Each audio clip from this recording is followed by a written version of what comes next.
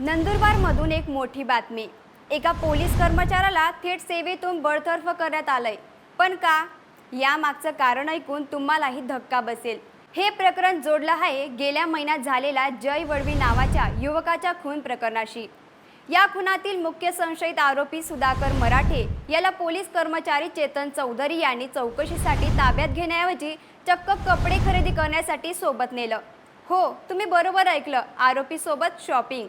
16 September रोजी घडलेल्या या घटनेमुळे पोलीस दलात मोठी खळबळ उडाली.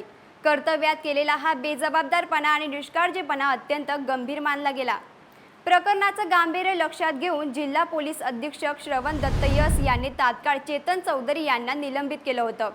यानंतर या प्रकरणाची सखोल चौकशी करण्यात आली आणि आता पोलीस अधीक्षकांनी त्यांना शासकीय सेवेतून बरतर्फ करण्याचा अंतिम निर्णय घेतलाय. पोलीस अधीक्षक श्रवण दत्त यांनी स्पष्ट केलंय की पोलीस दलात शिस्त, प्रामाणिकपणा आणि पारदर्शकतेला सर्वोच्च प्राधान्य आणि नियमांच्या बाहेर जाऊन वर्तन करणाऱ्यांवर कठोर कारवाई केली जाईल.